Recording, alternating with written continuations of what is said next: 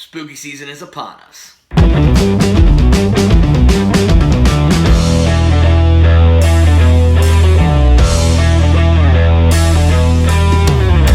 Hey, what's up? My name is Nelson, and today I'm going to be doing something a little bit differently. Weekly, I'm going to be doing once or twice a week a horror movie that I just love and just want to talk about, or that I recently watched. I'm going to try once a week if I see a horror movie that I really want to talk about or something, or I might do a couple a week, maybe 3 a week. I don't know, but I'm gonna start out with the first movie that I watched in September. It's a movie I love a lot, Scary Stories to Tell in the Dark. And I will be doing more older movies. I just decided to start this out because I decided to start it out with Scary Stories to Tell in the Dark because I happened to choose this movie to watch on September 1st. And so I figured I'd do a review on it. I always kind of wanted to do a review before I started this channel. I'm gonna talk about this cast first. Margaret Coletti was as Stella.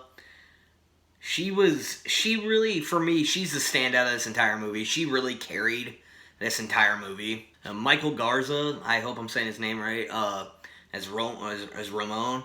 Those two had such great chemistry throughout this movie. I really love the chemistry between those two characters.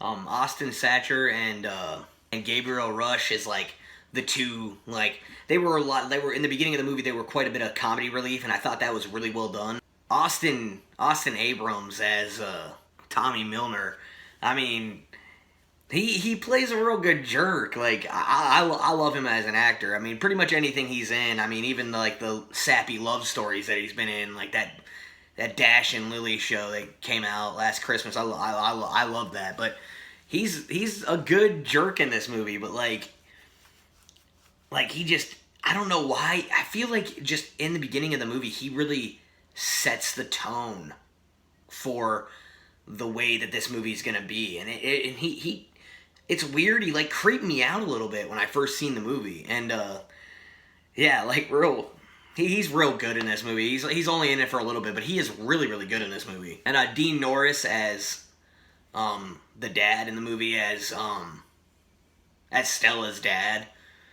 I really thought there was a lot of that gave the story a lot of sweet stuff in the story for this movie. And yeah, I really thought those I thought they were really great together in this movie. And I love him in a lot of stuff too, like Breaking Bad and all that. He did really, really well in this movie. So the cast in general is really great. I love the whole story. I was more of a Goosebumps reader when I was a kid. There was a couple times I did pick up these books. And I know a lot of people have a lot of problems with this movie because they are such big fans of it and of the books. And yeah, I mean, I like I said, I did like these books a lot when I was a kid. I remember getting them a couple times when there'd be like a library sale or something, and I remember really enjoying them. But I'm not real. I don't have a lot of nostalgia for this for the books, for this movie, for the books, and so this movie didn't really bother me. I don't know a lot of the differentials and all that from the books to this movie, but I don't know. But the storyline with the girl Sarah Bellows and how she was like deformed and all that, and like, yeah, that whole story with her family and how tragic it was, and they locked her down in a basement and she just wrote scary stories. And they found that book in the haunted house in the beginning I love that whole story. And when you first see the writing on the book, it's just so creepy and all that. And I really do feel like a lot of times in this movie, the PG-13 rating, for the most part, isn't bad for this movie. I feel like it does at points hold it back because this movie itself is not very scary. I would have liked this movie to be a tad bit scary. I I still have a lot of fun with it. There is some parts of the movie, like when the book starts writing itself, it's very scary. And some of the monsters in this movie, the CGI isn't the greatest, but for the most part, they looked pretty good for what they were going for. I really like the soundtrack in this movie. When you first hear the movie starts and you can hear "Season of the Witch," and I love that song. It's one of my favorite songs of all time. But that song playing right in the beginning, it really makes you really feel like you are in that 1968 time. And just the way the costume design and everything, I just really felt like we were in that time. I would say the most terrifying part of the entire movie is when the scarecrow part. I know this movie came out a few years ago and a lot of people have seen it, but I'm not gonna do any spoilers for this, but that's probably the scariest part of the entire movie. And it was really the CGI. It looked a lot better. It looked a lot better in that scene than it did through the entire movie. But I hate the toe scene. I don't like feet, so that toe scene, always I gotta look away. It's horrible. But that whole scene too is very terrifying too, with the woman with the missing toe, and she's trying to get her toe back. That so scary. And the camera work throughout this movie, and like it'd be dark. It's dark throughout this movie quite a bit, and I really loved how the cinematography of the movie looked, and how the fog. You see the fog, and when it is daylight, it's fall, and it's very pretty orange and brown colors, and blue, the like darker, almost gray blue skies throughout the movie, and just all the leaves everywhere. It really gets you into that. That's another thing I love about this movie. It really gets you into that groove it really gets you in the mood for the fall season, and that's why I decided I'm going to watch it first. I want to try to get myself in the mood, and it really worked. And another really scary, actually, it's up there with the scarecrow scene for me, is when they go to that hospital where Sarah Bellows used to be at that hospital, and they find the recordings of her talking.